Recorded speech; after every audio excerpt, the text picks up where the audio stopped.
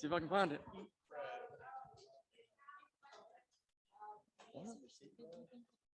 It was fun. I just like what? Sounds like gurgle. Yes, it's the heat seat. I think I've Okay. What? So Sounds like a gurgle. why are we explaining it to her? Yeah. So usually at the end, everyone comes together because we talk about all different.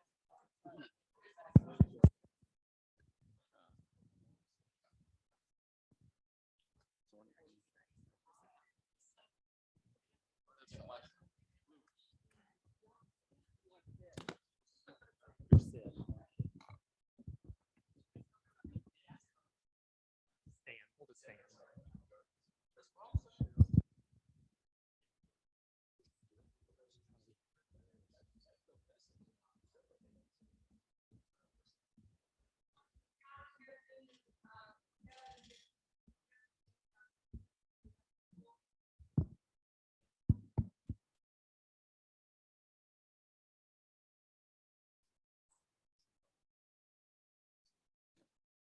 All right, I will go ahead and get started on the accounting topic.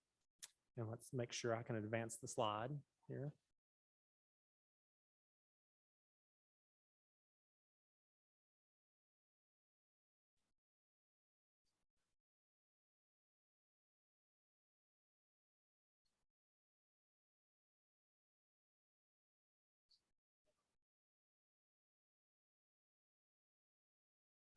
Yeah.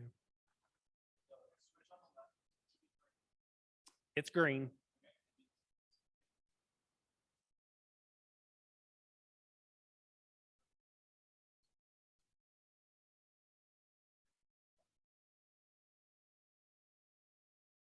What is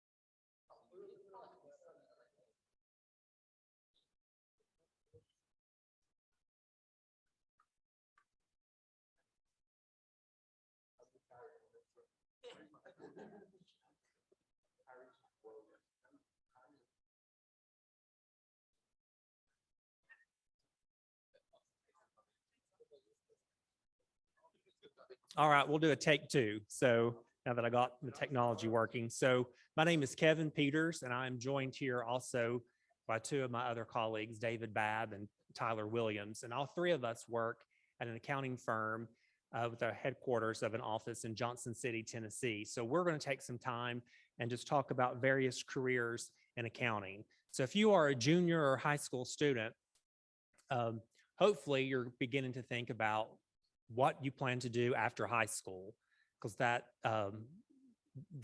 moment in time is coming up pretty quickly. So hopefully you'll begin thinking about, are you going to college and where? And we kind of heard Wynn's story earlier today, kind of about her path, and you'll have your own journey and your own path.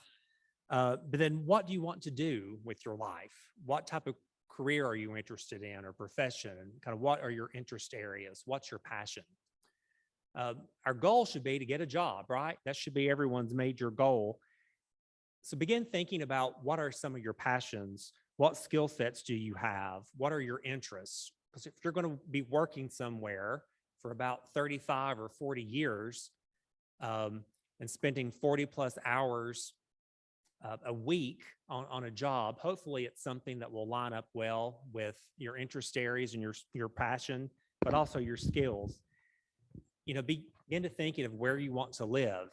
And really, we'll talk about this with some of the other business majors as well, the other presenters. But here in our region, in the Tri-Cities area,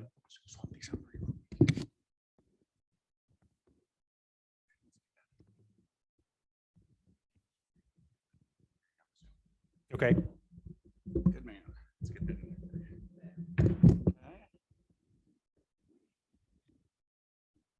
How's that? All right, I can hear myself now. So um, again, as I was saying, kind of begin thinking about what your interest areas are, what are you good at, what are your passions, and where you want to go to college, and then really where you want to live. And here in our region, we have a very strong and robust and hot job market, not only for accounting, which is kind of my main topic, but other business related careers and fields as well. So that's good news for you that are soon to be entering the job market. Wanted to spend some time though talking about accounting and what are accountants. Sometimes there's misconceptions about the accounting field and accounting careers.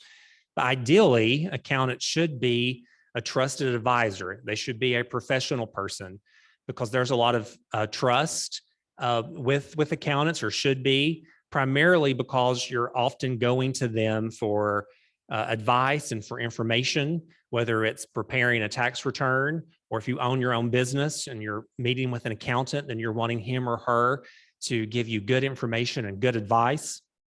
So they should be seen as a technical expert and strategic planner and a problem solver.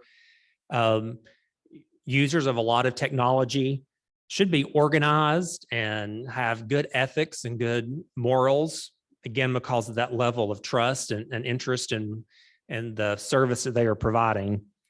I mentioned about Job Outlook too. So this is information from the U.S. Bureau of Labor Statistics. For accountants, the projection is a very strong growth rate. It's projected to grow by 10% through 2026. And that's about 136,000 job openings. And as I mentioned, in the Tri-Cities, it's still a very strong and hot job market. I know at our firm, we consistently have ads placed on various forums for different accountants. And we hear that from a lot of our clients that we interact with too, that they are seeking accountants at various levels, including, entry level up to experience level. And your degree in accounting, as is the other business related careers, is very portable, meaning if you're wanting to move out of the Tri-Cities region, then you're going to more than likely going to be able to take your skill set with you and be able to find a job. Here's some salary information from Robert Half. This was from 2020, so a couple of years ago, which shows the different salary ranges. So a 4-year degree in accounting, it has a good, strong salary range and salary level as well, which again is something important when you're thinking about a job. This is a report from the U.S. News and World Report. Accounting was ranked the number 7th best business job and was ranked 42nd in the 100 best jobs overall. And some of the reasoning for that, you see those bullet points were upward mobility is high, meaning that as you would expect when you're first hired, it's an entry-level position.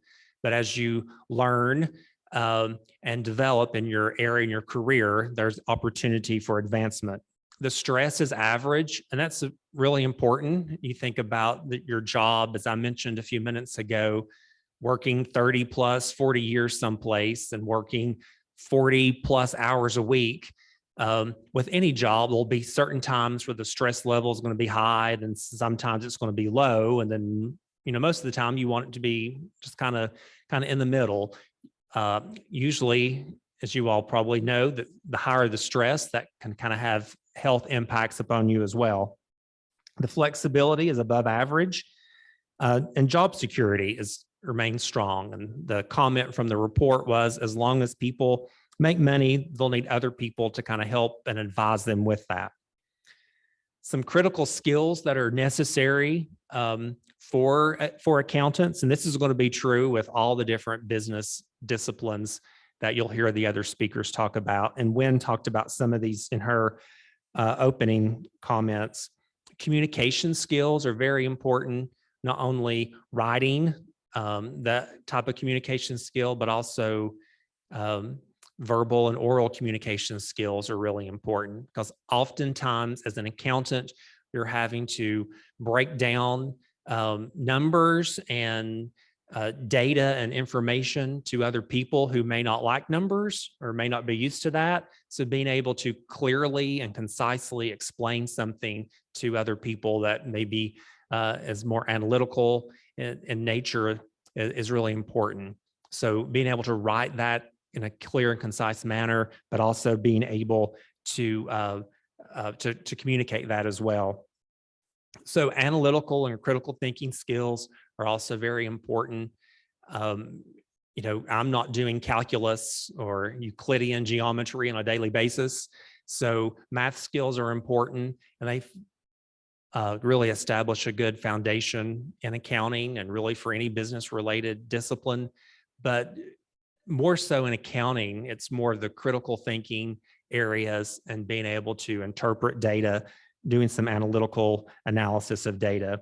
Customer service is also really important because you're dealing and interacting with a lot of people, no matter what area of accounting you may go into, because there's many different disciplines that you can go into with accounting. But I will say just the customer service, again, being able to have good eye contact with someone and being able to listen and trying to interpret and explain things to them is really important. That will serve you well if in whatever career path. Technology, being able to embrace new technology because stuff like that changes all the time. So being able to embrace changes. Just in my career, when I first started, everything was more manual. So it was paper and pencil and a 10-key calculator, whereas now, obviously, it's more data-driven with laptops and computers and scanners and doing more things on a paperless environment. Very important is willing to learn and stay current. In accounting, rules change all the time. So being able to embrace that, having the attitude of staying current and learning and reading is really important because Congress changes tax rules and laws almost annually, and there's new standards that come out, and your clients are asking you to help them with that information and interpret it for them. And then teamwork. So you're not just in the back corner in a back cubicle or a back office somewhere with your head down. You're having to interact with other people, and having that teamwork environment is really important on the job. We're very fortunate to where we live in our region with the local higher education choices that we have. So Northeast State and both Walter State, which are obviously within our region, have an associate's degree program. And then ETSU, Milligan, King, and Tusculum, which are in our geographic region, have a 4-year accounting program. I'm a graduate of ETSU. And then there's also graduate programs. So in addition to the 4-year program, ETSU, King, Milligan, and Tusculum have a Master's of Business Administration program, and ETSU has a Master of Accountancy program. So in addition to the 4-year program, those schools have a graduate program. So what are some basic things accountants do? Well, you've probably heard people in your family this time of year talk about having to have their taxes done. So a lot of accountants do tax preparation services because the average person doesn't like doing their own taxes because it can be complicated. So oftentimes they go seek someone to prepare their tax returns for them. So that's a lot of things that accountants do. But companies hire accountants to help them make decisions with budgeting or what price to set or a new market to enter. So that comes in with the data analytics side of it, examining financial statements and reports, or inspecting books and records, or performing audits, or just acting in an advisory capacity. Really, with a degree in accounting, you can have the ability to move to other disciplines, open your own business that maybe has nothing to do with accounting, but you're going to have a good, solid business background and understanding. So where can you work?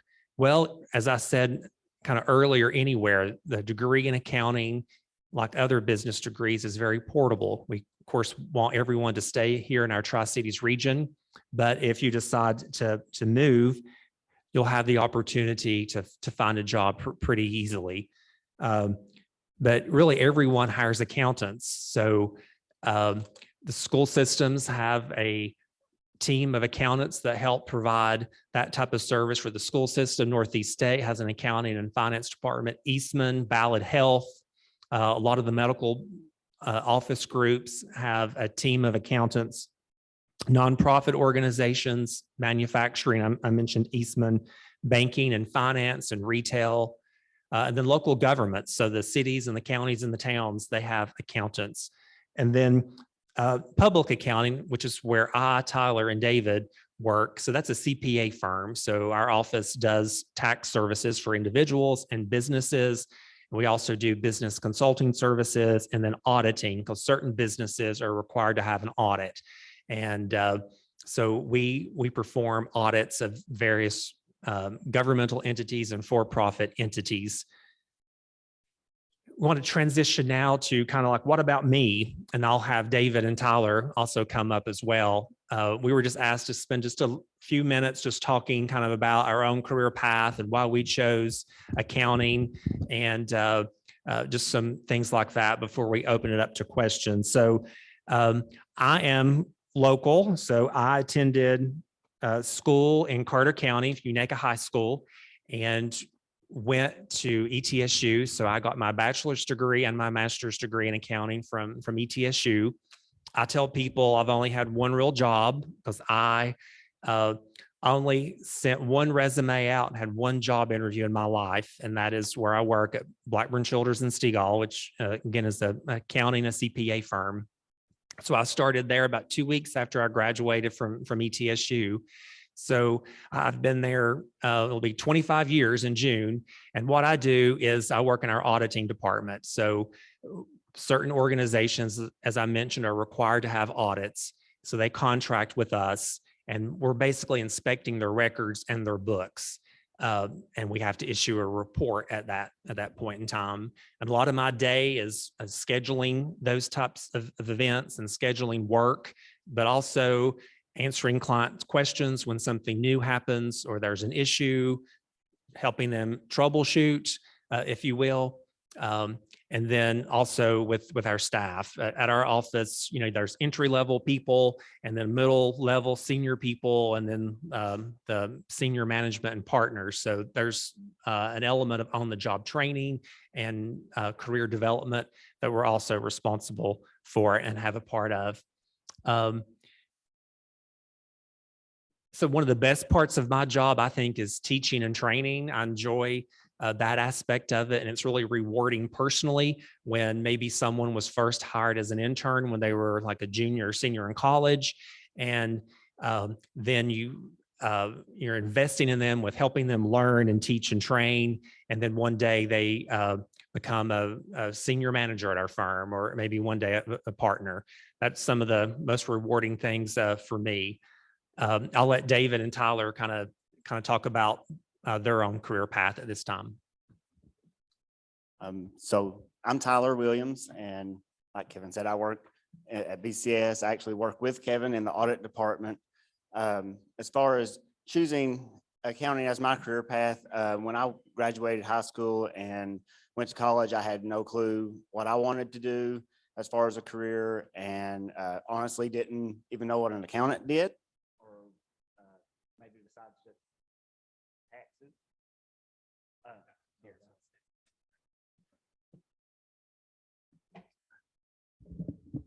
And I had to take. I just knew I wanted to do something in the business field, and so in college you have to take several entry-level business classes. That's just every business major has to take, and two of those are accounting classes, like Accounting 101. I really liked the coursework, and it was something that clicked for me. So I decided that was kind of what I wanted to do for my major. And so that was 11 years ago. I've worked at BCS for 11 years now, all in the audit department. I also went to ETSU, got my undergrad there and master's of accounting there. I think the best part of my job is just getting to use analytical skills and problem solving and critical thinking. I really like trying to think through problems. There's a lot of math involved, but it's what I call simple math. And so it's just more thinking through situations and just how to handle new things. I would say the most stressful part of my job would be that there's just always a deadline that you're working under. It seems like something's due every 3 weeks. And so that just kind of adds to hours that you have to work sometimes if it's busier, things like that. So I think just constantly having a deadline to meet can be somewhat stressful. I'll let David talk about his. Good morning, everybody. I've been given the signal that we're going to wrap it up really quickly, so I'll be very brief with you. My name is David Babb. I'm a senior manager in the Johnson City office of Blackburn, Childers, and Stegall, and I've been in public accounting for about 17 years now. And I had a strange path to get where I'm at now. I actually had no interest in going to a traditional college. I was well into like auto mechanics in high school, so I wanted to go to auto diesel college, and actually became enrolled in Nashville Auto Diesel College. Had no interest in doing, I didn't know what accounting was when I started this, but because I was also into bluegrass music in Nashville, I heard there was an ETSU bluegrass program here, so I just blindly enrolled at ETSU without ever coming to Johnson City before. Took a few business classes. It still didn't know anything about accounting at that time, and eventually liked accounting because I felt like I was very analytical. I was very organized and like to have things in certain places, and I like to be a rule follower. So that's kind of how I ended up here. I'll just leave you with a couple of things of advice. I do a lot of interviewing where I'm at now, and with folks your age, as you're starting to, open up these paths to your future career, one piece of advice I have for you is anything you put on social media, just be aware that a lot of these people that are going to be hiring you, like me, will get on there and see what's on your public, because sometimes you can learn a lot more about who these potential hirees are just by looking at their social media rather than looking at the resume. So yes, we do look at that stuff. And yes, I have absolutely torn up and shredded resumes based on their social media profiles. So it's your business card. It's an extension of your resume. So always be conscious of that. And then also get a job at the earliest age that you can. I think I started working at a car dealership when I was 15. And I think it really opened up a lot of doors for me. So my advice for you, get a job as soon as you can. The best first job that I think we have in this region is working for Chick-fil-A and Pal's. There's something about those two places that when we see employees come out of there, they are very good employees. They're well disciplined, they're well organized, they hold themselves well, they have confidence, and they have great communication skills. And that's what we're looking for as accountants. Lonnie.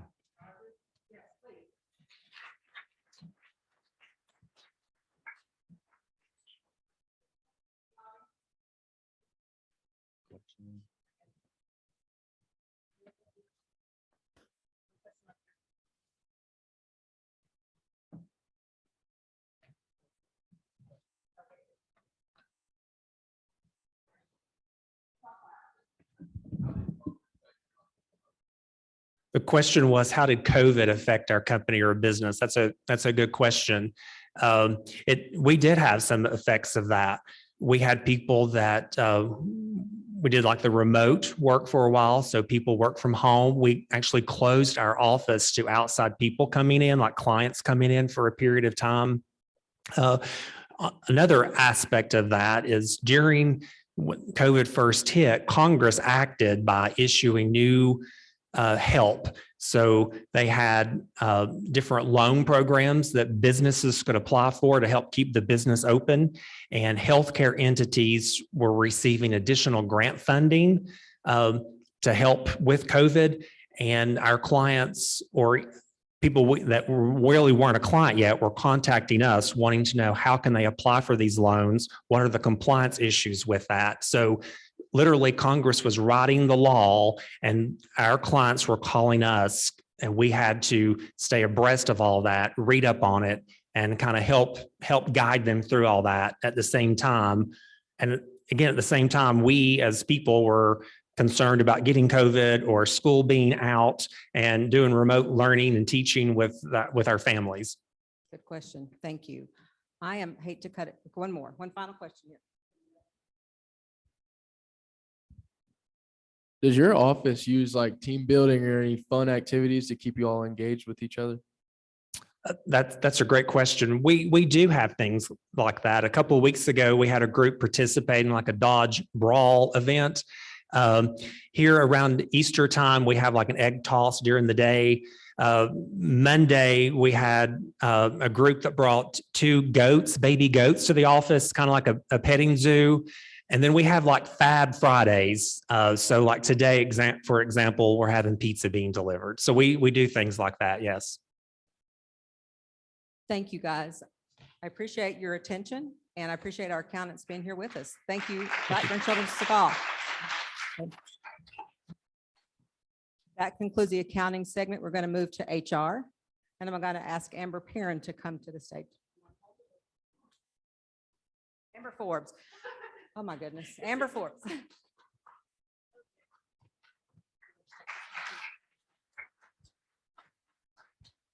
Do I just click the arrow? Is that how this? Okay. Hi, I'm Amber Forbes, and I am an HR professional. I have worked in various industries from educational services to manufacturing to healthcare. So I am here today to share my knowledge of HR with you all and some other important things that all job seekers, I feel like, should know.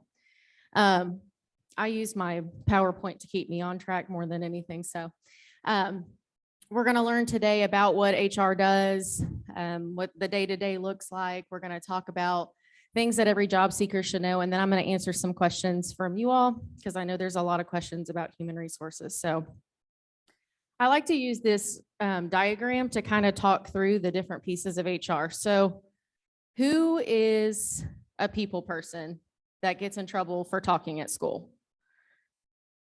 Yep, that was me. Every single day, my mom would get a phone call. Amber's talking or Amber's doing this. My daughter's the exact same way. And when I went into school, I actually thought I was going to go into accounting, and I had to do the same thing, take the entry-level business classes, and quickly learned that I was not going to go into accounting, but I didn't really know what I wanted to do. So took the entry-level HR class. The teacher came beeline straight toward me halfway in the semester and said, I think you'd be really great at HR. And I'm like, well, what is HR? And this is kind of one of the diagrams that she used to kind of explain it. So this is where I like to start. HR is all of the people things within an organization. So any company that you work at, you have people that work there. And HR is kind of the ones that manage your people resources, because people are a resource to a company. So that goes, step one is kind of strategizing, figuring out who you need, where you need them, what the role is going to look like, just different things like that. And then actually going out and finding those people. So when you go to a career fair and you're talking to somebody across the table, 9 times out of 10, there's going to be an HR professional there.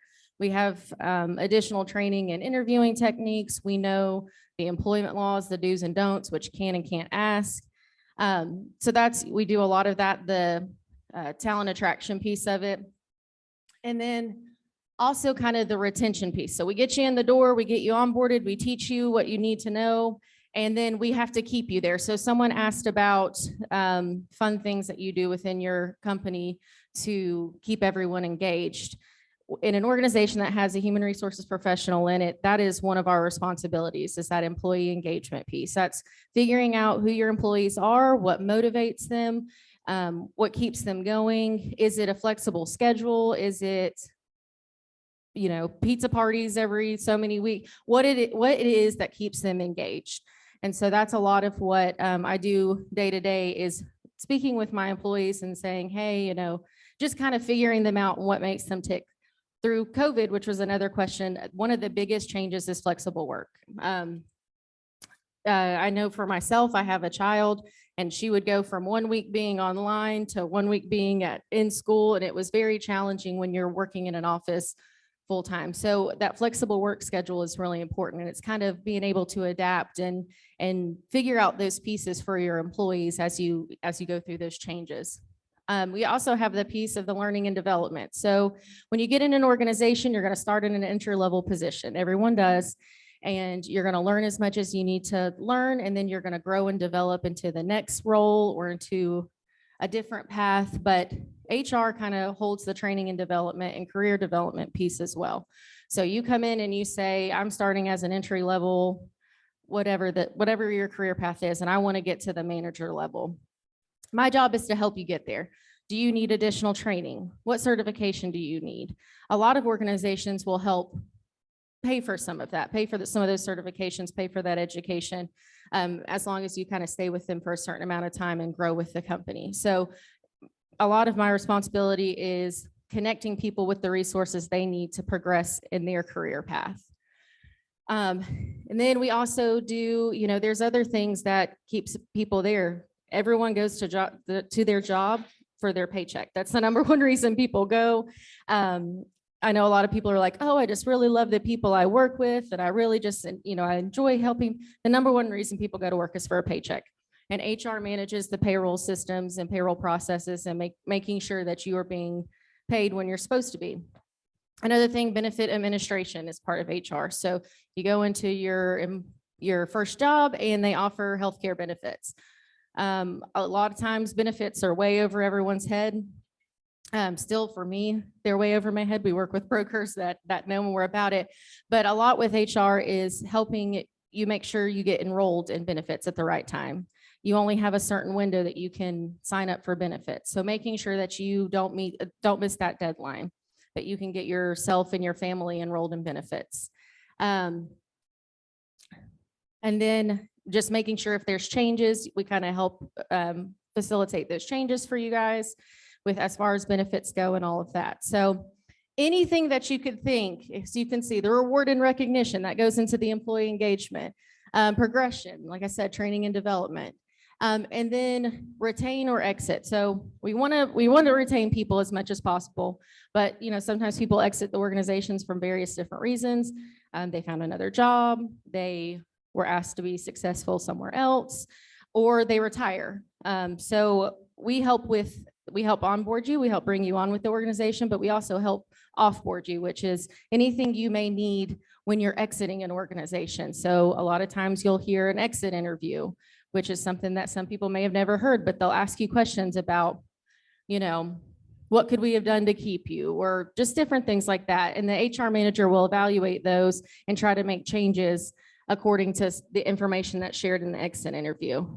And then afterwards, you'll have different things with your benefits. You'll have different questions about just various things, and HR is involved in kind of helping offboard in that process. So like I said, pretty much anything that has to do with the people within the organization, or any questions they have, or any issues they have, any concerns, usually filters through HR. So a lot of what I do is working with the managers within the organizations and helping improve their skills in this area.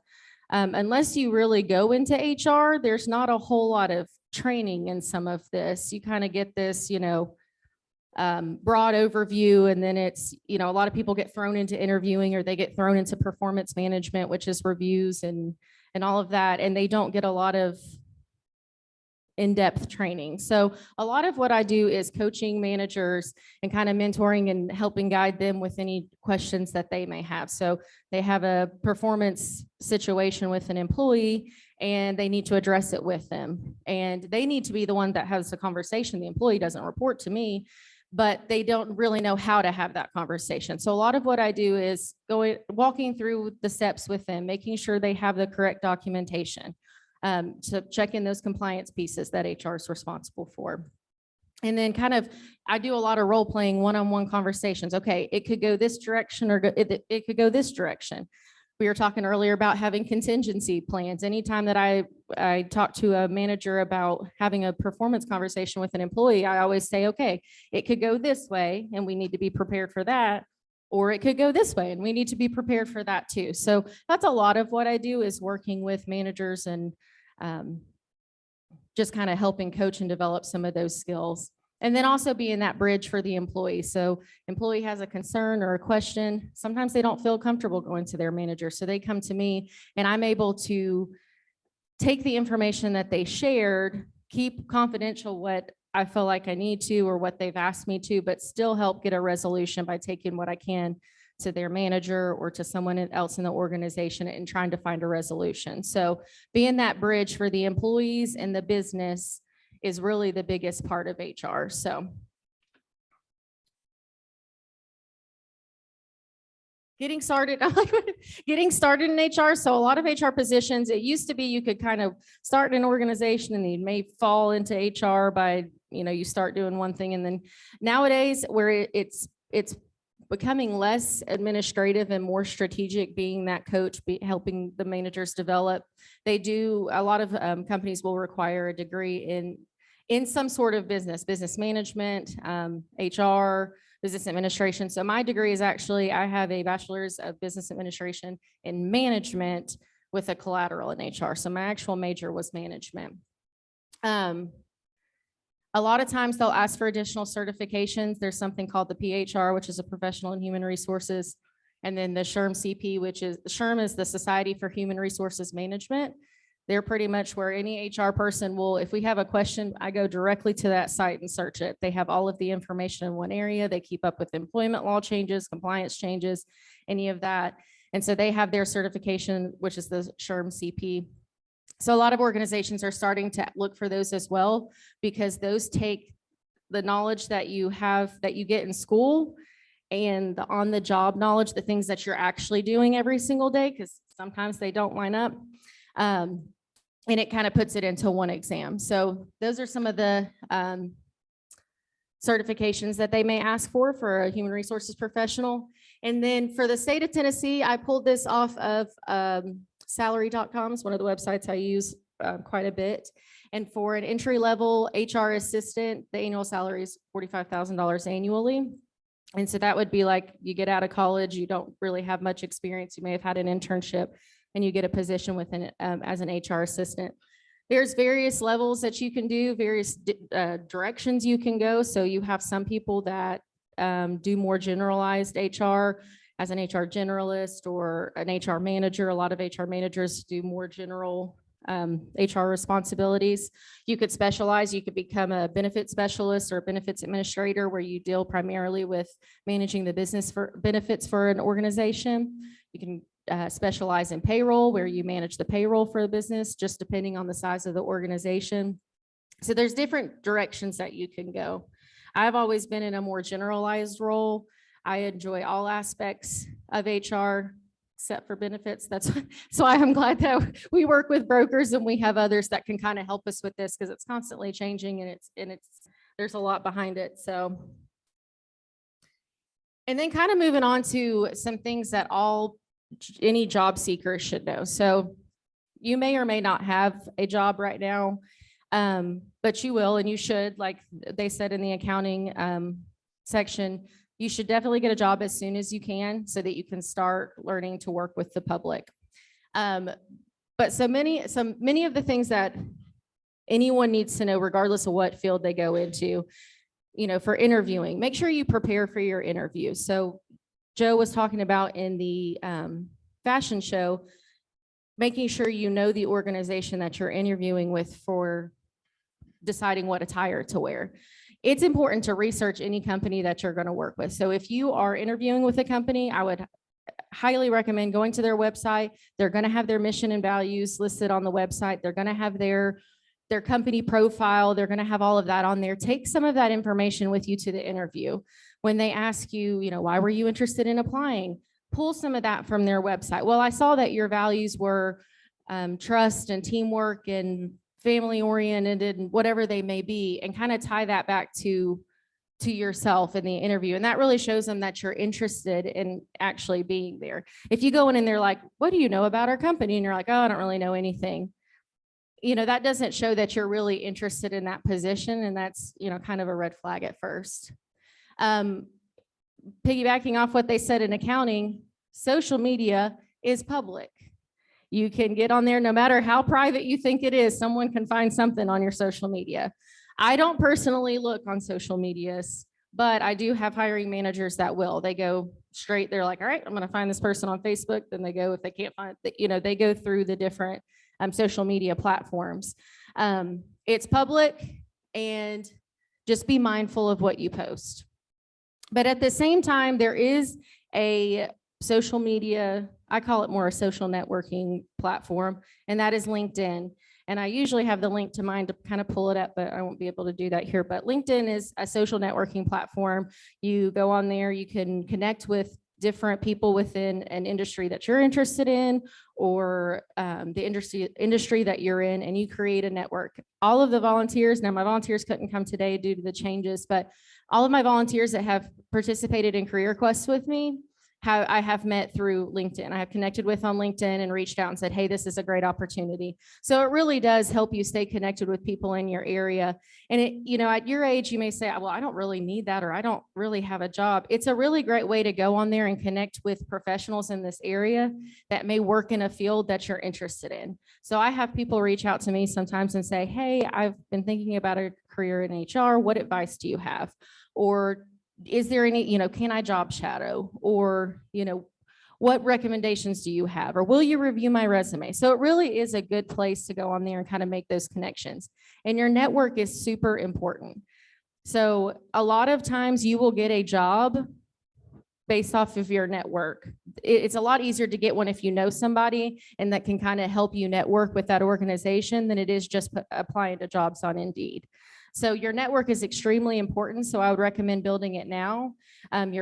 Your professors in college, your teachers now. I have a professor that's a mentor from UT when I was there, and I reach out to her for everything. Lottie's in my network. That's how I ended up here. Like I said, your network is extremely important. It can help connect you to your dream job. So just be mindful of that, and make sure that you're taking that into consideration. And then also, kind of along the same lines as the social media, most organizations will do background checks. And someone said earlier, I think one said when she was doing her presentation, have fun, but don't get arrested. Most organizations will do background checks. If you've been arrested, does it necessarily knock you out of the running for a position? No. But you do have to be mindful. There are certain places that you can't work if you have something on your record. So just kind of be mindful of that. Again, have fun, enjoy being young, explore, learn, but just know that some of the things that you do now can impact you later. A lot of background checks go back 7 years. Some go back as long from when you're 18 and older. I worked at NFS. It was Nuclear Fuels in Irwin, and I had to do a federal background check and a clearance where they called people and asked for about my background and different stuff like that. So just be mindful of those things now. I know that that's not really on your radar. What you're going to be doing 15, 20 years from now is not really the first thing on your mind right now, but just kind of be conscious of that as you go through life and enjoy. And then the last thing is kind of be prepared for your first day. So I know this may sound silly, but there's a lot of stuff you've got to do on your first day in order to get paid correctly, in order to make sure that you can be hired. So making sure if you get a job, you need to know where your driver's license is, and either your social security card, your passport, your birth certificate, something that proves that you are who you say you are.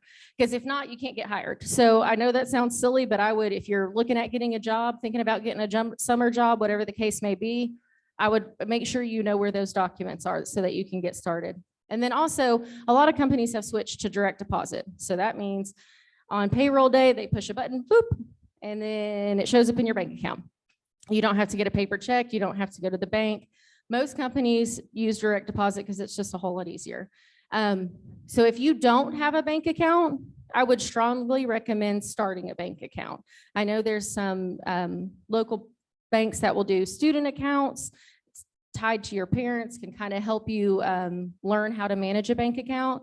I would definitely recommend that. And then starting a savings account. So even to this day, I started work when I was 15, and to this day, I have my checking account and I have my savings account, and a portion of my check automatically goes there. I don't see it, so I don't miss it, and it stays there for emergencies. So that's something that I highly recommend doing, because 9 times out of 10, you're not going to find an organization that will we'll pay you with a paper check anymore. And it's good to start being able to manage your finances now. So those are kind of some of the things I like to share with all job seekers. And then usually this is where I open it up to questions. I do have some that I normally get asked. So the number one question I get asked usually in this event is, do I just hire and fire people all day? And that is not true. I don't, I actually like to say that I don't hire or fire anybody. Your career and your path and it's up to you. I'm just here to say, yes, I think they check those boxes and I think they'll be a great fit, but it's really up to you. If you're being hired in an organization is all on you. Making sure you're doing your research, making sure you're keeping your resume up to date, making sure that you are, when you go into an interview, making sure you're really confident and I hate to say it this way, but selling yourself and selling your brand and telling that employer why we should hire you.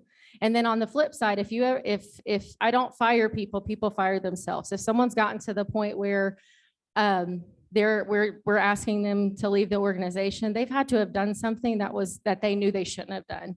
So at first it was a little challenging for me to do that, to have to terminate an employee, because I'm a big people person. Like I have a lot of empathy. Like I relate to people. I get emotionally attached to it, but the longer I did it, the more I realized I'm not the one doing this. I'm just the one delivering the message. So no, I don't just sit and hire and fire people all day.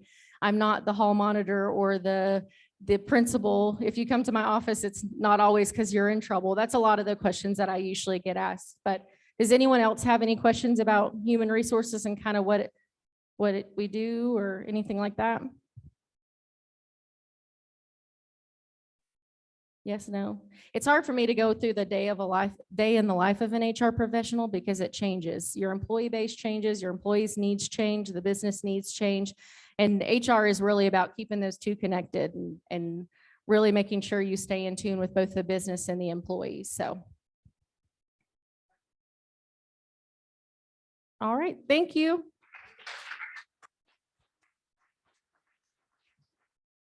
Okay, we will now be moving to banking. There is not a PowerPoint for banking or financial planning. So if our bankers will come forward, I think our lead is Maggie Hubbard with True Point Bank, and she will introduce her colleagues.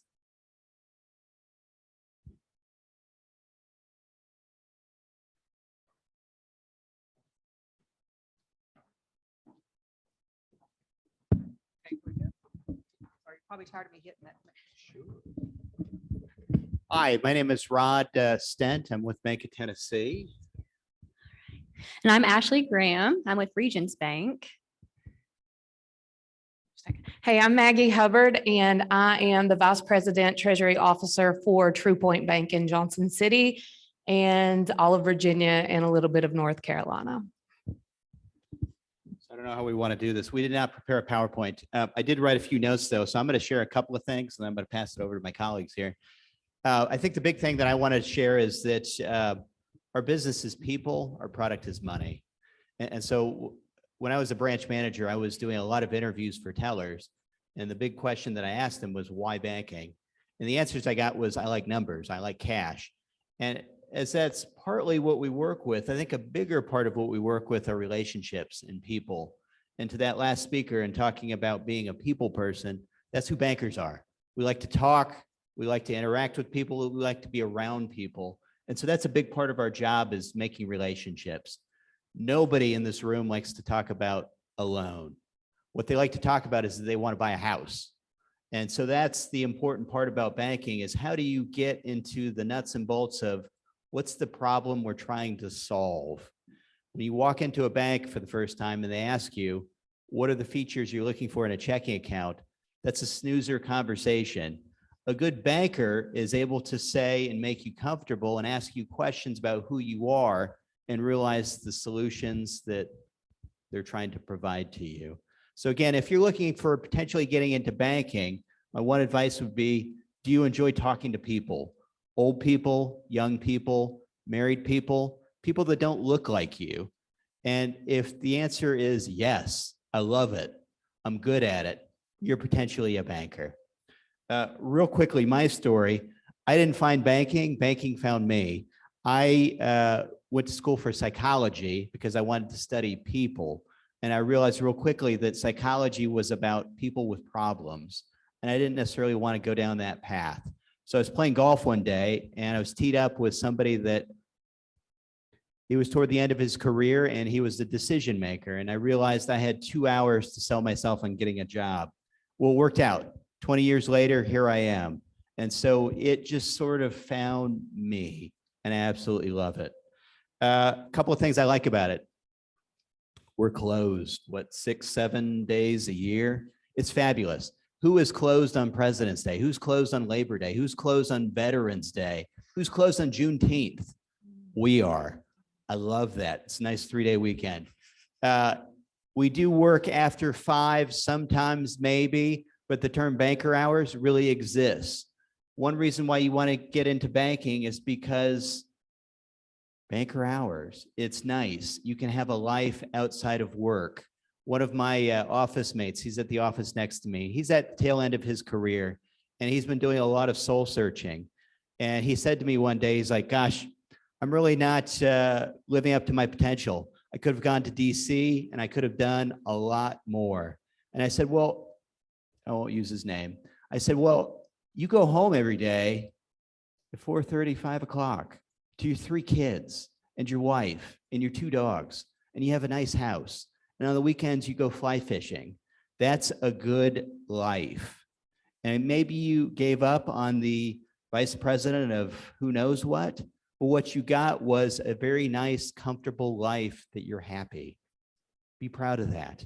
Retire and look back on your career and have it with some pride. So I think one of the advices I'd give you is, how do you define success?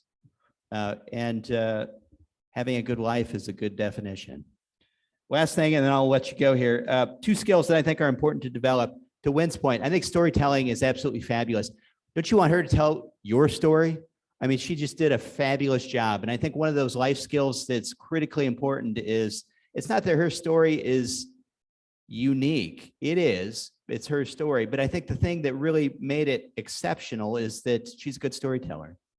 The second thing is active listening and learning how to ask questions. I think that's an important skill that we all need to get better at.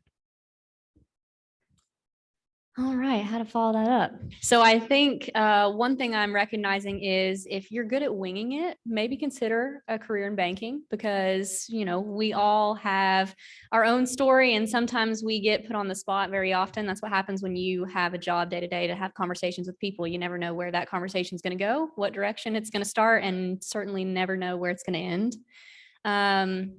I think to Rod's point, and, you know, as I've been listening to some of the presenters today, you know, I'm recognizing some of the things that I've learned through my career path.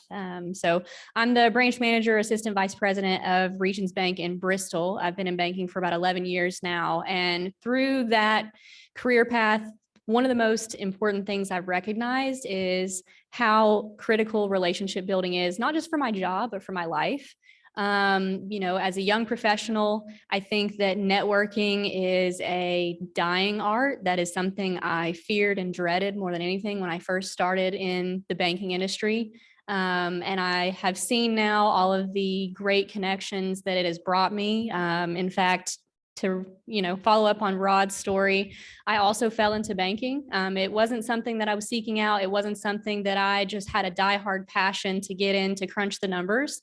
You know, I worked full-time at the Fort Henry Mall in Kingsport as an assistant manager at Route 21. And I had a connection in the banking industry and was at the time going to ETSU for business management and administration, and was looking for, you know, a career path. So I was given the opportunity to have a conversation and to meet with this gentleman in a banker role who, you know, gave me the ins and outs and let me tell my story and, you know, sell myself. And so I was given the opportunity to start in banking. And from there, you know, I really just began realizing how much I did enjoy talking to people. I did enjoy helping people. And, the truth about life is, we all have financial needs, right? Everybody knows money makes the world go round, and your finances can control you or you can control them. So I spend my daily life talking to people to understand what's important to them, what their priorities are, what their life goals are, and how I can help them put together a plan to achieve those goals,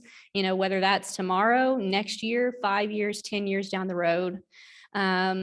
But the other piece of that, and I think as a young professional, as I have seen some of the changes in, corporate America and in the banking industry and a lot of different cause and effect from the pandemic, it's incredible to be able to be in a career that provides me work-life balance. My husband is an entrepreneur. We have a school bus. We travel. He's started multiple businesses over the last 6 years that we've been married. And through that time, I have been in banking throughout.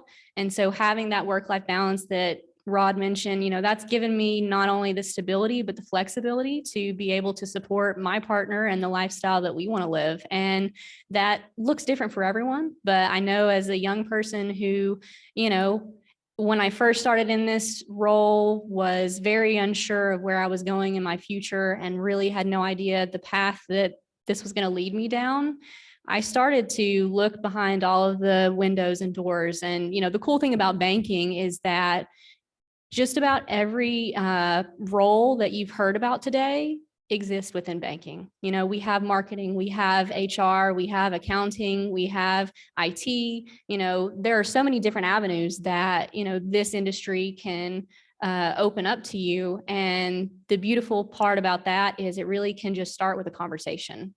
So I think my biggest piece of advice is, as you're starting to find opportunities like this, like CareerQuest, and different ways to put yourself out there to learn and to, hear people's stories, go out and do it. Even though networking is scary, sitting in a bunch of rooms with people with suits can be intimidating, but you never know who you're going to meet, and you never know who's going to meet you.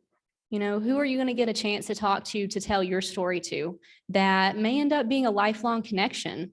What's really interesting is that both of these people, I work at a different bank than them right now, but I worked with them at the same bank at different times. And so we know each other through those connections. We have maintained professional and personal relationships through that. And it's really incredible to know that, not only have I made friends that I don't work with, but what's really exciting is sometimes having a little friendly competition is a really good thing too. It can help motivate you. It can help push you when you have these other counterparts in different parts of your life, your professional life, that can kind of push you. It's like if your best friend goes to a different high school, maybe you do everything together, but on the weekends when it's football or basketball season, you might be talking a little bit of trash. I don't know. But at the end of the day, there's a benefit to making those connections and, really being able to just connect with people and bring all of the knowledge and experience from every single conversation that you have into, your own story and figure out what to do with that. So, my day-to-day, similar to Rod's, is just talking to people, having conversations, getting to know people. And, as far as my work goes, I do the same thing with my employees. I'm having conversations with them every day, talking to them about their personal strengths, about their personal and professional goals, their desires to grow and where they want to be in their future. And, helping them work on, professional development, understanding who they are and what, their opportunities may be, and trying to guide them in the right direction. The same that I do with my customers and guiding them in the direction that they need to go to be financially sound and successful. So I think that's my story. Well, I'm Maggie. Okay, cool.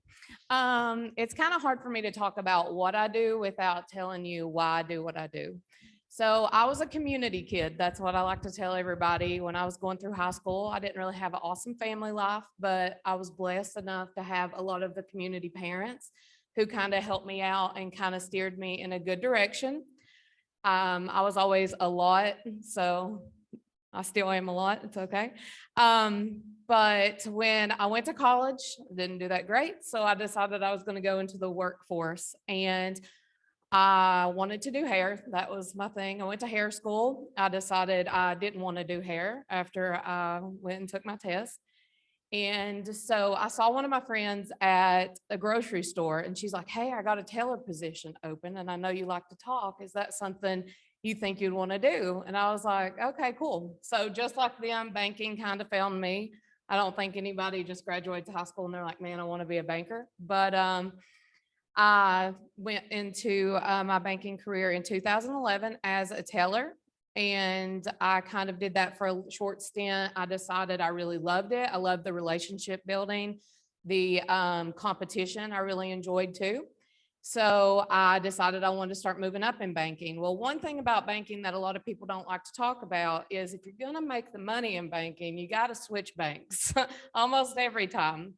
And so once I kind of got my groundwork and realized that that is what I wanted to do, I started looking around at other banks to see, you know, what opportunities they had open. And so I applied at a different bank and I got that job. I went into personal banking then. And from there, I actually stayed within that and became a branch manager. I did that at that bank for about 4 or 5 years and I really loved it. I loved the relationship part of it, but I didn't like people texting me that they were not going to come to work that day. So that didn't really match my personality. And a job opening opened up for the bank that I'm at now. And now I mainly deal with just clients. I don't really have anybody who works under me. So I work with businesses. I kind of help with their cash flow, their electronic payments. I think the HR lady had talked earlier about direct deposit, and that's something that I kind of handle too. I love what I do. It, again, back to what Rod said, it's all about the relationships. That's what banking comes down to. If you're a lot, you talk a lot, I definitely encourage banking. That's pretty much it for me though. Questions?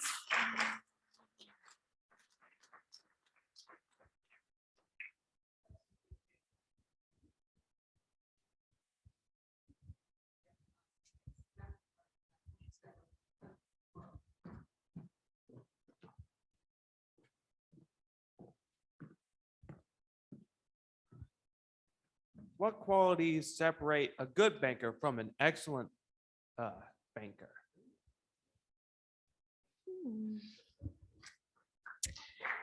That is a good question. I think similar to what some of the others have said, you know, when you have drive and that work ethic that really pushes you, you know, I think that makes you a really good worker. But I think to be a really great banker, you have to have passion. You know, you have to really truly desire to want to help people. And, you know, I think all three of us being in different roles have said the same thing. It's about making connections with people. So I think to be a great banker, you truly have to have compassion for others and passion about wanting to help them, you know, be financially successful. Any other questions?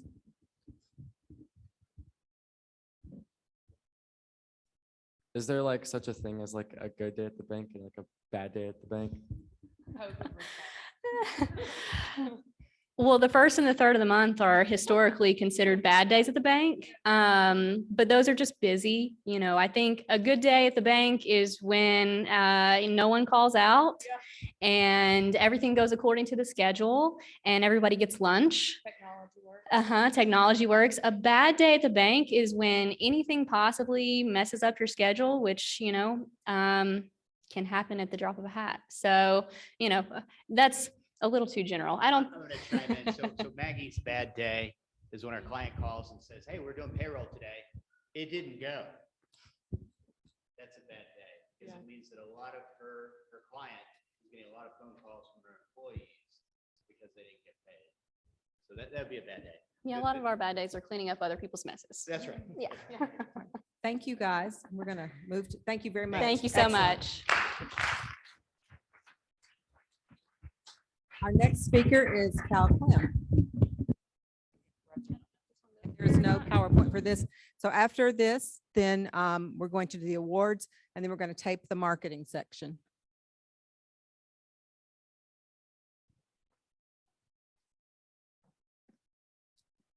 Be a professional musician because microphones kind of intimidate me. First of all, I want to thank you for the opportunity to be here today, and I hope that you see the opportunity that you have. You've got to hear from professionals in different career opportunities, and I think you heard a common theme. Show up, like people, learn to communicate, and enjoy your job.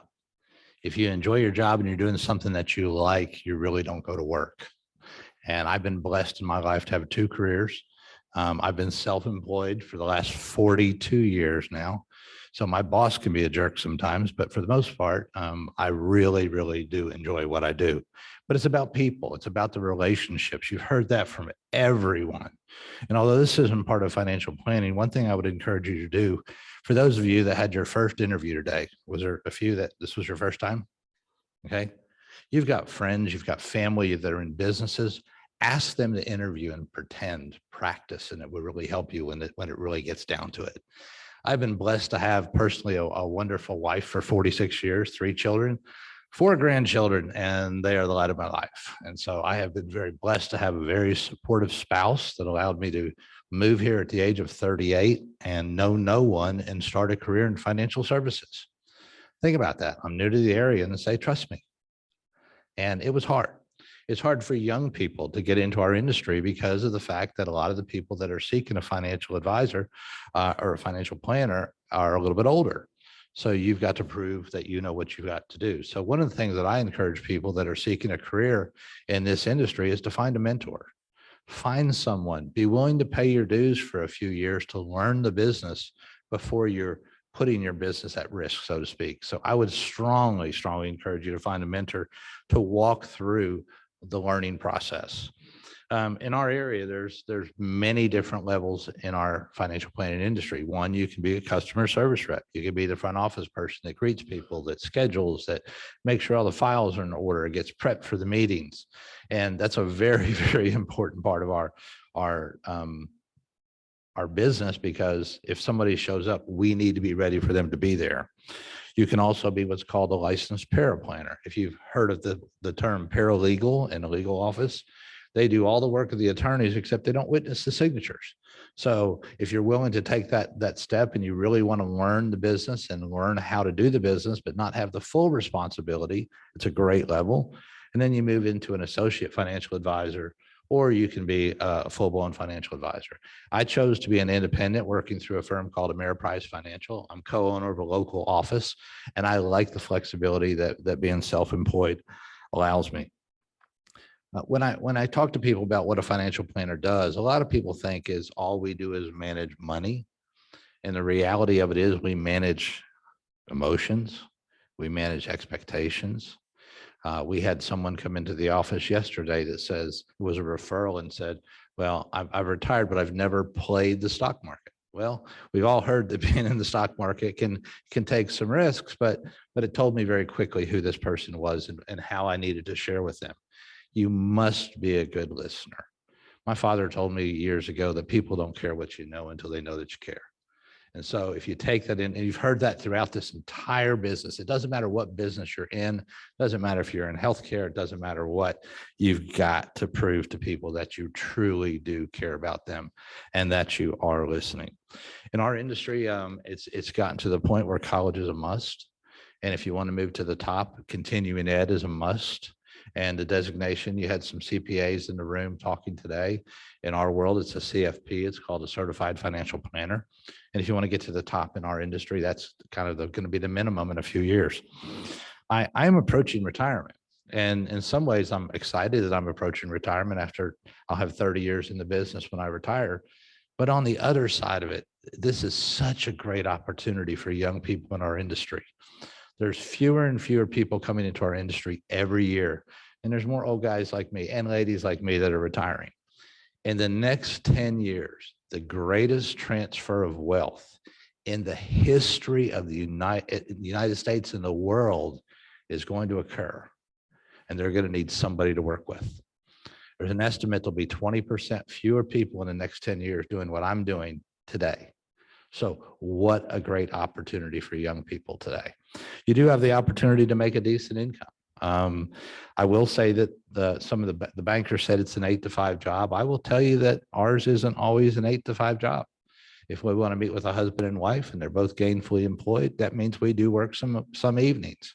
We do try to protect our weekends, but sometimes that's important to see them when we need to see them. An average paraplanner in the state, it can start at about $42,000. If you're willing to get licensed, it steps up to around 50. And then the average, and remember, as Yogi Berra used to say, if you're sitting in a chair with 1 foot in a bucket of ice and one foot in a fire, on average, you're doing just really, really well. So, but keep in mind, there's people, but they say the average salary is around 88,000 plus. So you have the opportunity, and really, if you work really hard and network well and you meet the right people, the upside is really truly unlimited. I would like to say, as some of them said, that their jobs are not very stressful. Our jobs do carry some stress. We typically meet people when maybe they've lost a job, maybe they're going through a divorce, maybe they've lost a loved one. So a lot of times our entry point to meeting someone is at times of stress. And that can be it can be very meaningful because you can build that relationship very deeply, very, very quickly. I've had the pleasure in my career, because I've been in it so long now, that I've worked with clients that just got married, saw them have children, saw their kids graduate from college, and now they're having their grandchildren. So it's kind of neat to be with a family for that many years and to see all those generations happen. So I love that part of my job. As I mentioned before, it can be a stressful job at times. 2022 was a very difficult year in the markets, and it was difficult. And I've been blessed to have a great team around me. I've been great to have a very trusting partner, because in our rules, we have to deal with privacy, much like the CPAs and the bankers and everyone else. And I tell my wife I'm going to Greenville for 7 o'clock appointment tonight. She's got to trust that I'm going to Greenville for a 7 o'clock appointment tonight. So I've been blessed to have that very, very trusting partner. But continuing education is really, really important. But if you like people and it's something that you really want to make a difference in this world, you know, I jokingly call your generation the modern day hippies, in the fact that you don't just want a job for 40 years. You want to have a life along the way. And this is a career that you truly can make a difference in people's lives. And I think that's what your generation is looking for. I appreciate this opportunity. If you saw someone today that interested you, in any of the fields, reach out to them. They'll give you a few minutes of their time. Don't be afraid to ask. All right? Any questions? Got one back there. If there's certain limited tests that need to be taken if you go through college. ETSU sadly does not have a financial planning track. You get a business degree, you get through the mentoring program. The Series 7 is the one that's really required in our industry. And they talk about the bar exam being difficult, then the CPA exam being difficult, and the Series 7 is kind of like right there behind it. So you have to be good with numbers and you have to like people. So, all right. Other questions? I did that good a job that no other questions. Yeah. Thank you very much. Take advantage to talk to those people around you. Do the pretend interviews. Ask people if they like their jobs. People want to share. Thank you very much for your time.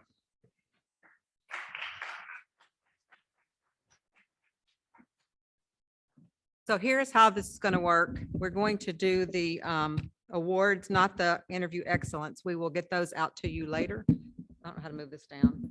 We're going to do the awards for Business Battle.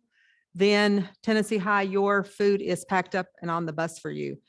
Cloudland, you can go eat if you have time to stay. We'd love for you to see the marketing presentation. It is phenomenal.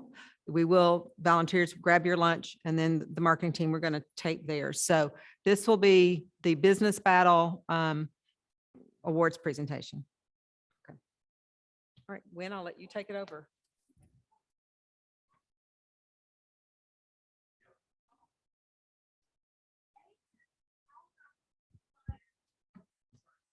Is Kay still here? So if you were one of the 11 teams that did present to us today as part of your final pitch, can you come up on the stage too? Come on up here. because you deserve props even for just showing up. Remember the rule number 1 about the showing up, and you guys did it. Just show up, just keep trying. Yes, so these are folks who created a business plan. They thought through the marketing, they thought through the finance. Yep, just getting a row right in front of us. There you go. And gave us their ideas around how they would market this idea, what their profitability looked like in the short and the long term. They did a great job putting a lot of effort into this. So clapping just for doing, yes, for showing up. And I'm going to turn it over to, so we have 6 sharks today representing financial services, brick and mortar, children's clothing. We have owners of pizza franchise, and we have my husband and I who work at Smarty Pants, which I told you about this morning. So lots of different sharks with lots of different worldviews, but we scored you guys and ranked you, and we're very impressed. And our 3rd place winner, Radamas, is going to announce. And this is for a $500 scholarship / prize to do whatever with it you'd like. You can put it towards your college or your business. But yeah. So my name is Radamas Rodriguez. I'm the problem, according to my wife. So I am proud to announce the 3rd place winner of the business battle. And the 3rd place winner this year is Winters Welding, to Kinley Winters, who had an amazing welding business where we loved. You could just tell that the passion comes through with her. And if anyone has any kind of mechanical problems, this is your welder right here. So give it a round of applause for Kinley Winters.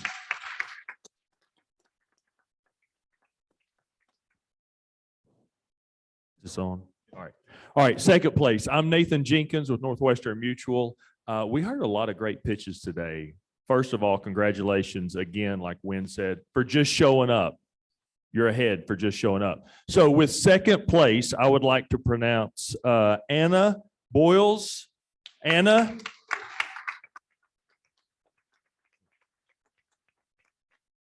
Anna has a natural deodorant that she showed us that I believe would go to market well. And I think you got a future there. So stick with that. All right.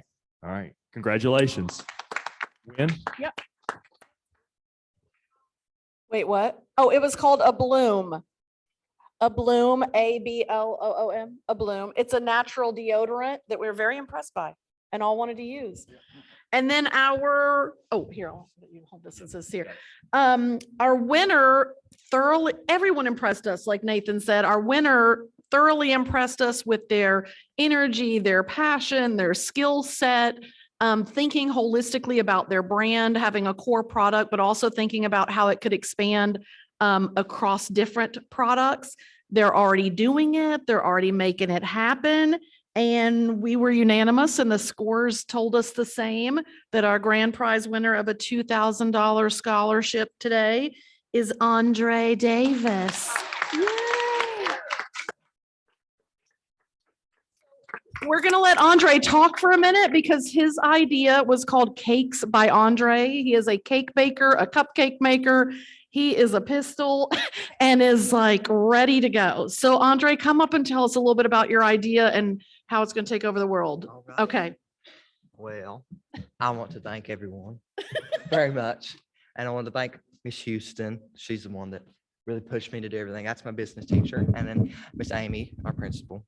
Again, thank you for coming. And then most of all, my mom. I want to thank you again for pushing me. She pushes me a lot to do everything and always like, oh, it's good. Don't worry. It's good.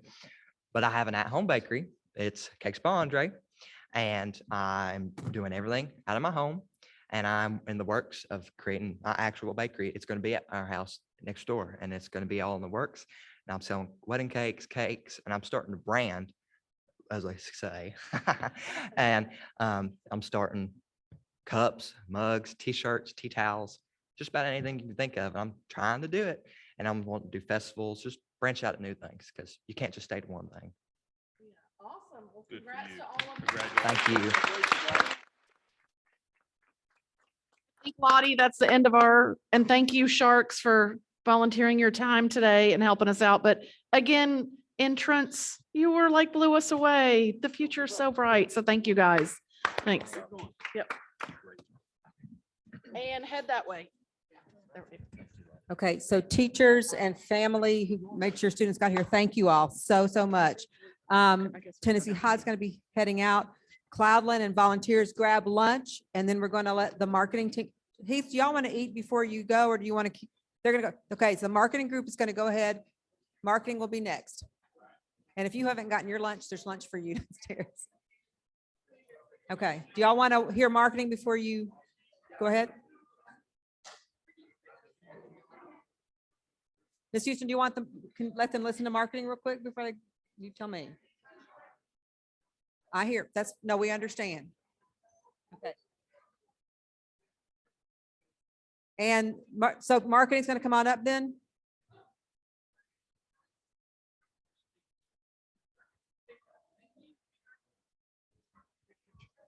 Do y'all want?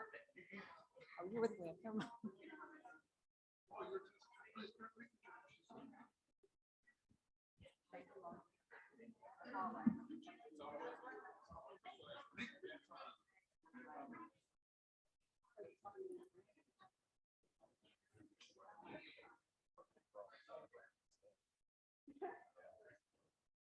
Okay, if marketing can come on up. Oh, wait a minute. Is Tennessee, well, Tennessee had to get on the bus. Do we have any, they're getting on the bus.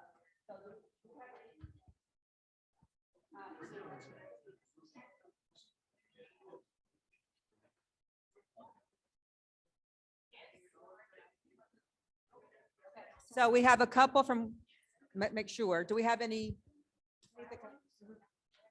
Okay, come on and do Cloudland. We're going to do the Cloudland interview excellence winners because Tennessee High had to leave. Yeah.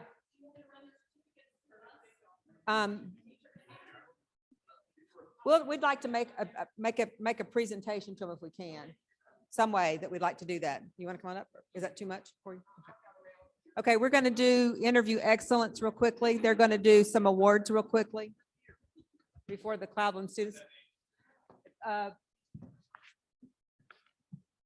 Just nothing. We'll just let them do that before he starts marketing. Okay. Okay, we're going to have. So do we have Cloudland High School in the house? We do. Cloudland, we are very happy to have you participate in the interview and experience today. And we have a few awards for some students that did an excellent job at their interview. So I'm going to call out the name. And if you would just come on up and please stay on the stage and we will get your picture. So the first student from Cloudland High School is Kinley Winters. Come on up, Kinley.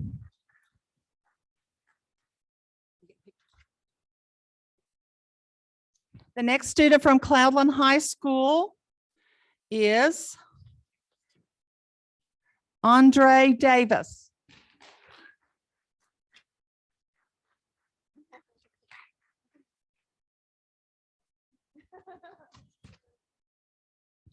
The next student from Cloudland High School for Interview Excellence Award is Peyton Presswood.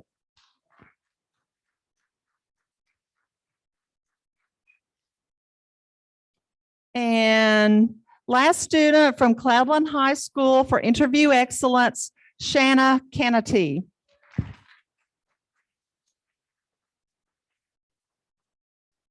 And when everybody gets up here, we'll take a group picture. And congratulations again to Cloudland High School. And thanks for participating in the practice job interviews. Thank you all. Let's give a big hand to these winners.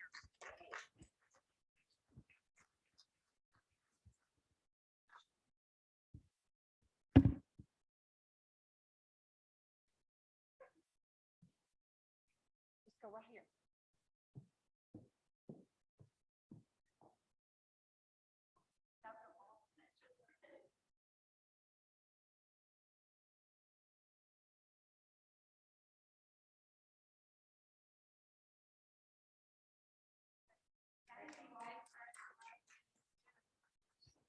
Okay.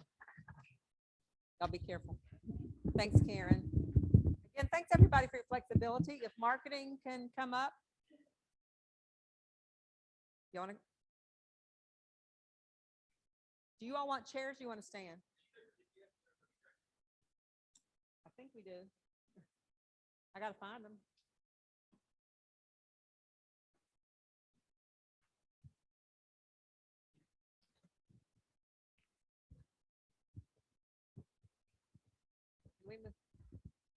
We need, are there four, we got two of this kind, two of that kind. Oh, where's the center? We got one more of those and two of them. We've got one of these, we'll have two of each kind.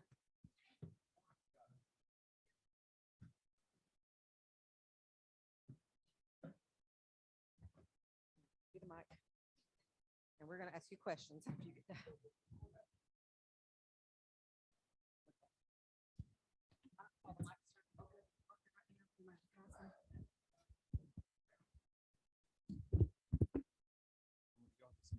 Share this mic.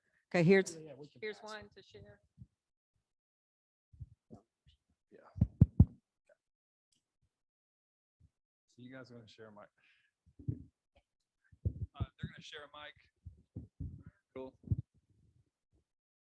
You can hear me from here.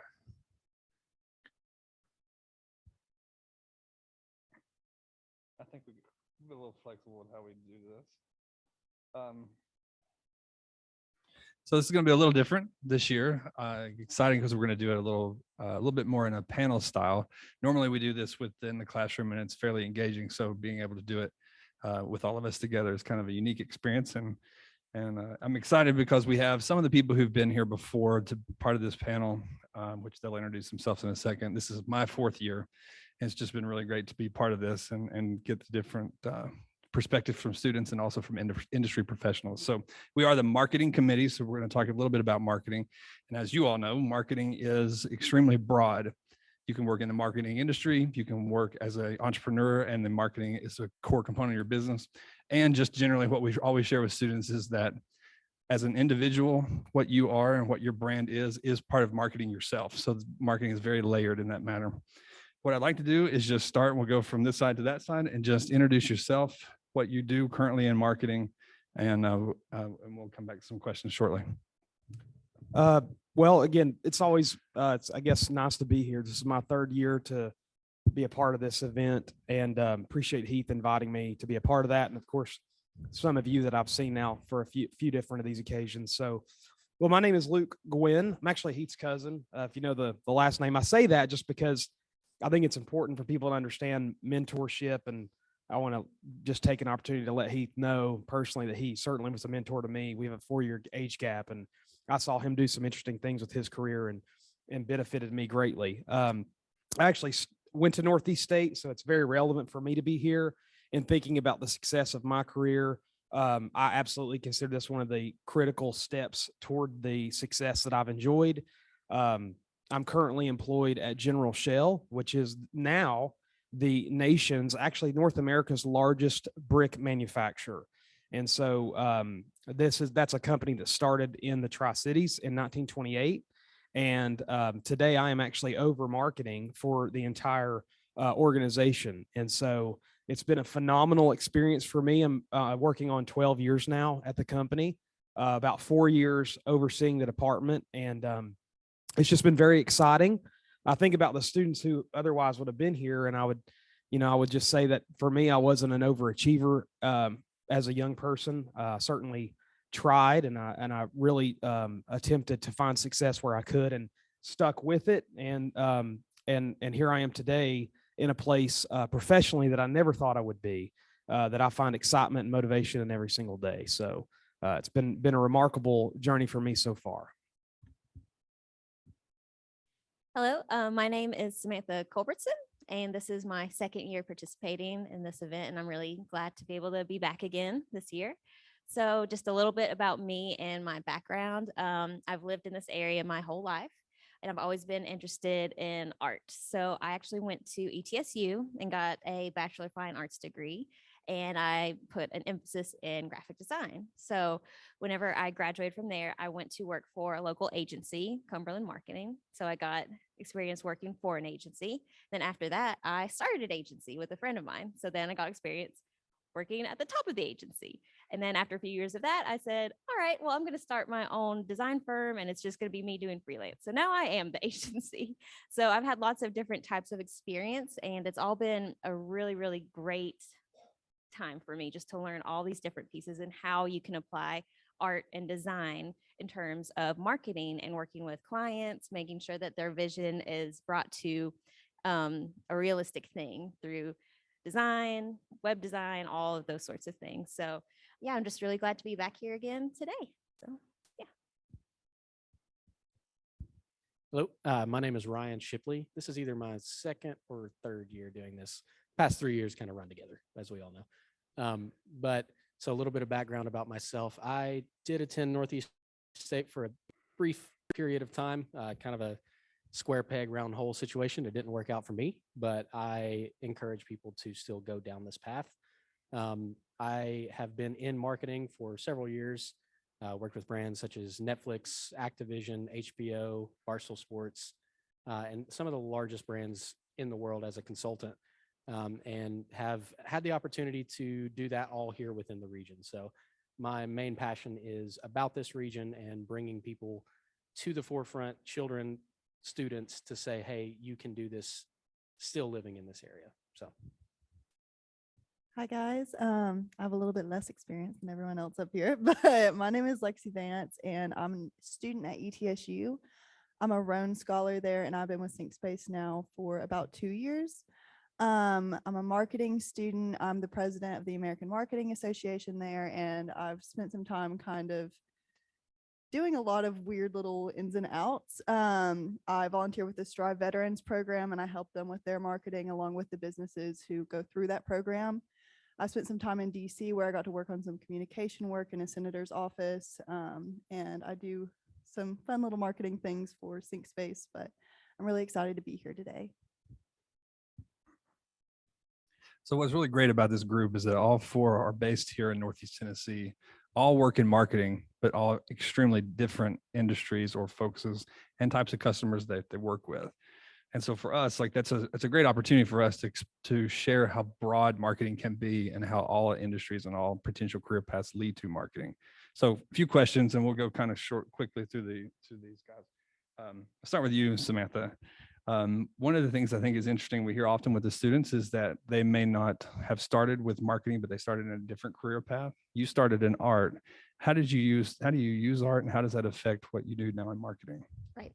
So yeah, that's a great question. If you had asked me in high school what marketing was, I wouldn't have been able to answer that. It was not on my radar at all. All I knew was that I loved creating things. And so when I was kind of jumping into the art department, I learned about all the different types of art, from traditional arts to three-dimensional, and I just really resonated with graphic design. And by learning more about it, I learned how it could really be applied to answer a challenge or a question. If there's a client who has a new business and they just really want to communicate a certain idea, they may not have the technical skill to make that idea come to a reality.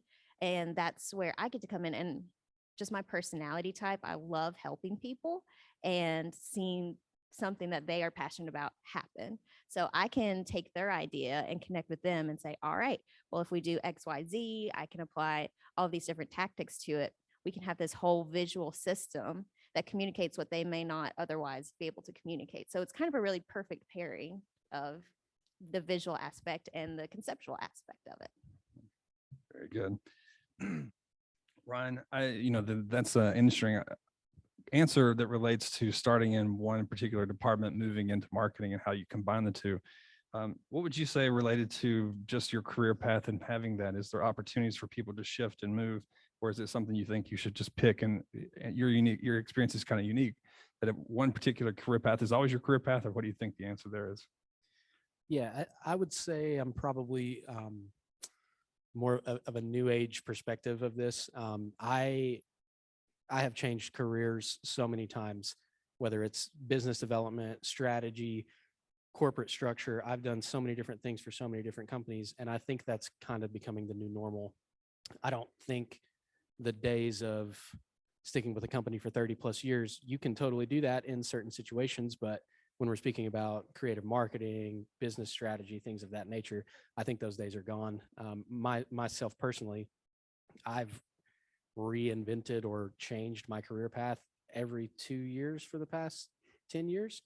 And that's fun to me. I mean, we have a limited time here on the planet, so I'm going to do as many different things as I possibly can. So I think there are opportunities to stick with a company, and that's kind of, that's not what a lot of companies want to hear in terms of retention, But I think even within, for example, I'll use an organization like Eastman.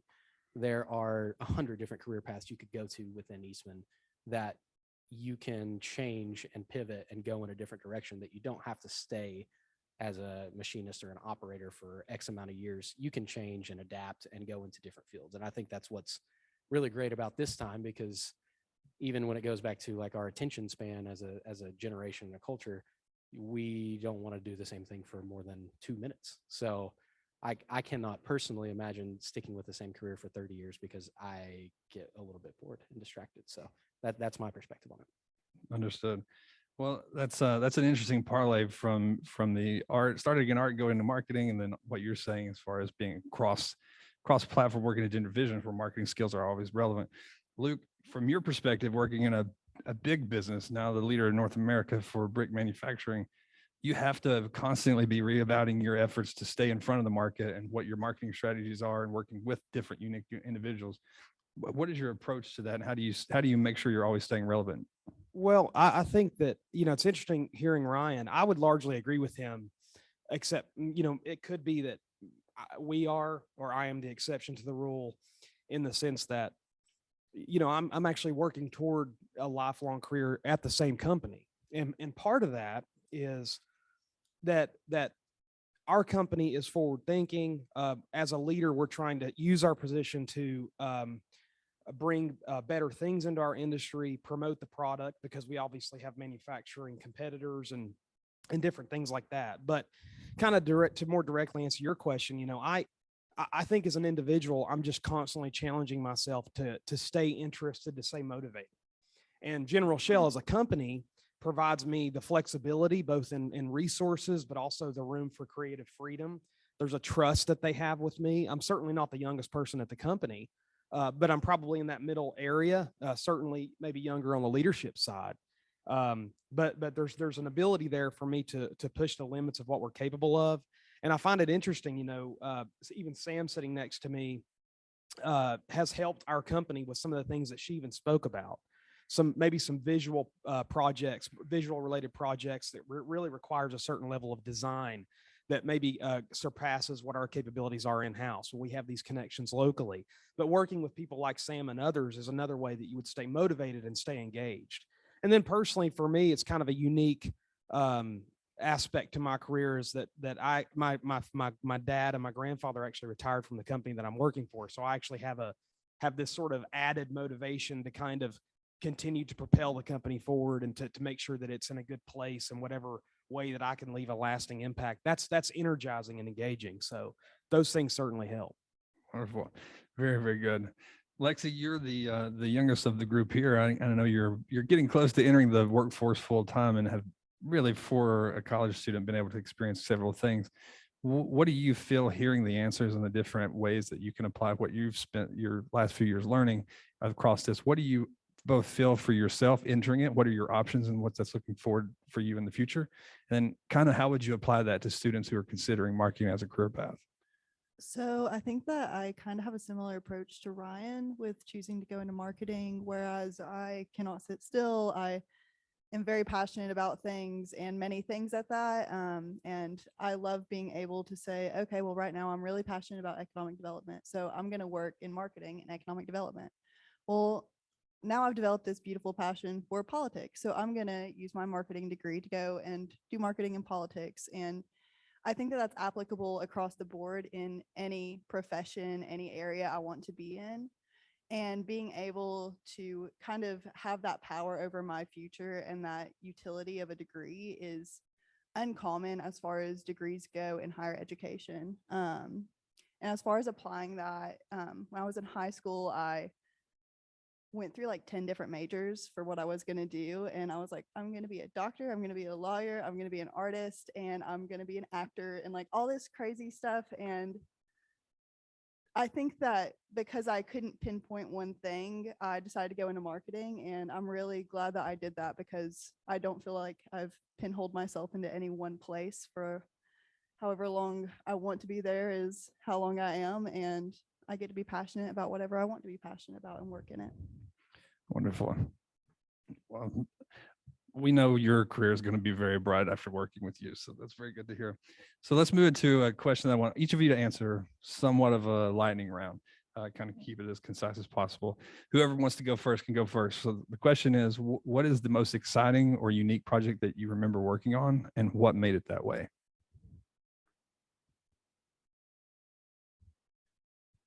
So I spent last summer in DC working for U.S. Senator Blackburn. And in her office, I was supposed to be a regular congressional intern where I did tours, answered phone calls. And once they realized that I had a background in marketing, they let me work on the communication side. And writing a speech for a United States Senator is the most exciting thing and also the scariest thing I've done in my young career. But I was really excited about it. And I think that it grew my passion for marketing. I'll go ahead and go. So one of the projects that I worked on with a mobile gaming agency that represents creators and brands like Samsung, Black Shark, those are phone companies. We did a project for a collaboration with Samsung, PUBG Mobile, which is a video game, and then a Korean pop group called Blackpink that surpassed 125 million views on a single video and won an MTV Video Music Award for Metaverse Experience. So what happened was the band premiered a song within the game that players could experience on their phones in real time. So that was one of the coolest projects to come together with the different partnerships from different organizations. Can I have 3 answers? If you can say them quick. I'll be quick. So first, I got to do a project with the NFL and Food Network where I made banners and graphics that showed up on the TV in the real world for Food Network. So that was cool. Second, I got to do a mural for downtown Greenville.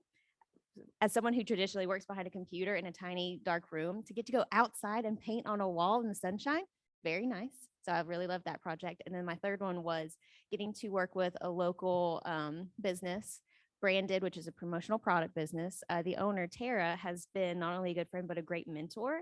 And so when I got to do her logo redesign, I got to connect with her on a really deep level because I care about her and she's helped me. And I feel like the product that I produced was just next level and I won an award for it. So that was a highlight for me. I'll be brief, but it's somewhat multiple. I'll just say this for people that may think one company, how many exciting things could there be? Trust me, there are multiple. And even I think, again, Sam could attest to a few of these and even Heath's aware of some of these, but 2 that come to mind that I think were, for me, for something to be exciting, it has to be meaningful, right? That's how I get excited, is if I know there's going to be a lasting impression and benefit. But one was that we needed to find a way to create a sense of who we are in the architectural community. So instead of just houses and dream homes, those kinds of things, which we're very known for, we needed to be known as much for high rises and very unique architectural styles of buildings and things. And so a team that I work with locally, in addition to my own team in our department, we identified about a dozen projects around the United States. And it was almost just a crash course of flying to them, filming them, photographing them using drones, and then sort of packaging this all in a way that we could show people that has never really been done in our industry. And then to see the reception of that, not only from the target audience, which would be the architects and the professionals in the field, but even our own employees, because they're largely your biggest critic and also your biggest fan. To see that reception was extremely meaningful and exciting for me. And then the other one, a few years ago, around this time of year, there was a really just aggressive thunderstorm that moved through one of the areas locally and really just damaged a whole lot of homes in this one neighborhood. And it was a massive hailstorm. And our company saw an opportunity to help one of the families of one of the homes impacted the worst by basically redoing the entire outside of their home. I was there for the meeting to pitch it to them, to see their face of us basically just doing this for them. And then also being involved in the process as we were installing it. But after all that was over, we had to come up with sort of almost like a documentary series or almost like a documentary video, rather, not series, but video on this whole project. And it was an opportunity for me to actually be in front of the camera talking about this And I just say that tongue in cheek. It's always fun to be in front of the camera, but truly it was fun for me because I knew what went into it. I felt that I could convey that the best and that people would understand it from me because of how closely I was involved. So those are some of the things that maybe on the outside you wouldn't think you would be a part of, working for one company that makes brick and stone. But these are, really unique projects that really impact people positively. So to me, that was just so exciting and fun. So That's really exciting and such a diverse experience across the four of you. And one of the great things, and I've got one more question that I want you to answer, including a little advice for the watching students, is that what's really great about this is you see four very unique stories that are all in the industry of marketing, but also how they're able to use their creativity and the gift and the caring for impact to use marketing as a tool to affect so many people, whether it's in entertainment, whether it's in social impact and others. But the great thing about it for us is that all of this is happening right here in our region of Northeast Tennessee. And if it hadn't been for programs like CareerQuest to be able to bring industry professionals like this together, you might not know that these great, amazing stories are happening here in our region, and that you're able to go and pursue these careers, but also do it and be affecting the world as we know it, but all from Northeast Tennessee. So my question for you lastly is, what opportunities do you see, or what advice would you give for people who are considering marketing, but also just largely their career, and what opportunities they may be able to do here from their home region? I guess I'll go first since I have the mic, but I would just say tap into what you're interested in, and so if there's things that you're passionate about individually, but you've sort of got an eye on marketing, think about the field of marketing and how you can really lean into those things that you really find meaningful for yourself, that inspire you. For me, for an example, just the production side of things. Like I grew up loving movies and loving film and loving to be entertained.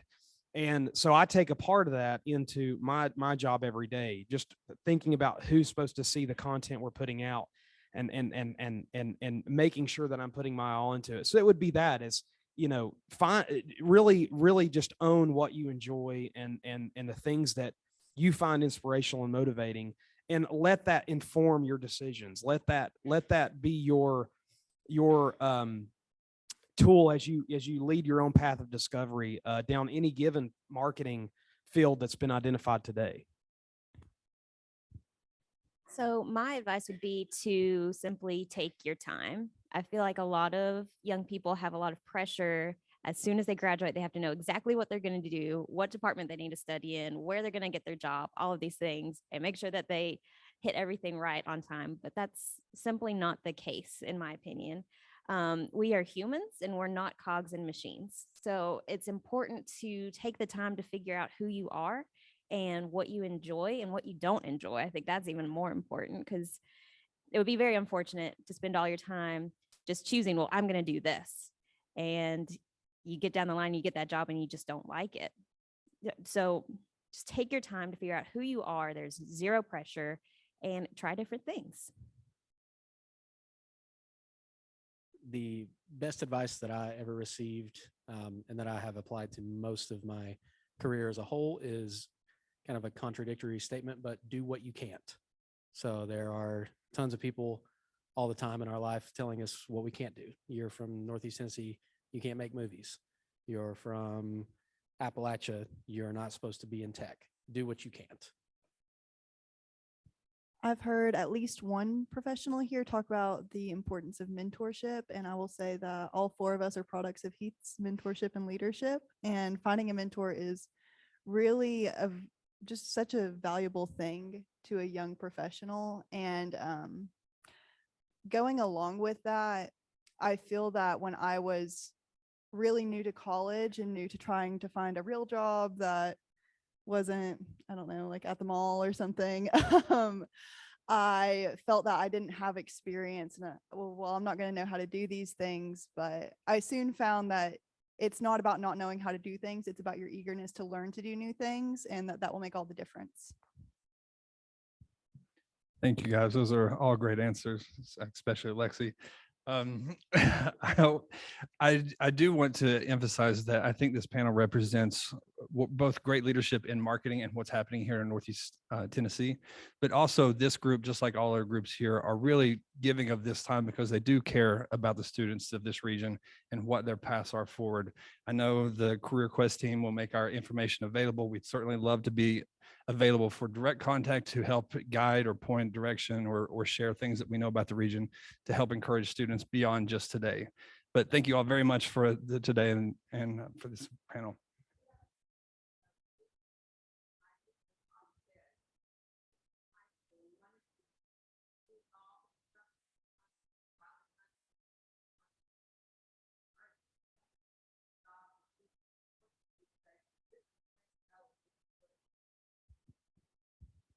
I will take this.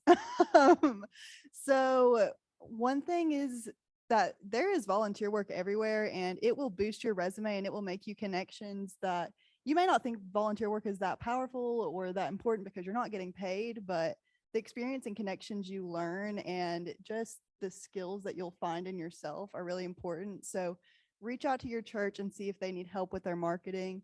Reach out to a nonprofit. I started with the Strive Veterans program and I still work with them, and they have really opened doors for me and taught me things that I didn't know. So get out there and volunteer first, and then you can look and find connections in your community. And I'm sure I've never been told no to some free marketing help. So get out there and just try. Also, all of the local agencies, I'm fairly certain, are snapping at the bits to get interns to just do whatever. They love being able to show people, hey, this is what we do on a day-to-day basis. Hey, these are the types of skills that we really love to see new people bringing in. And I think that a young person could very easily get an internship with just about any of the local agencies.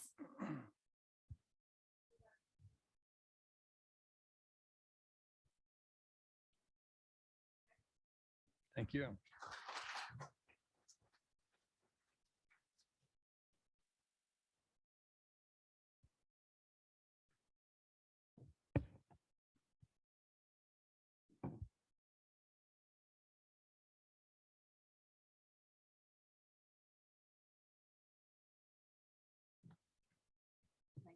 Either way, they're gonna get 'em. Okay, that concludes our day. If you haven't grabbed your lunch, please do so.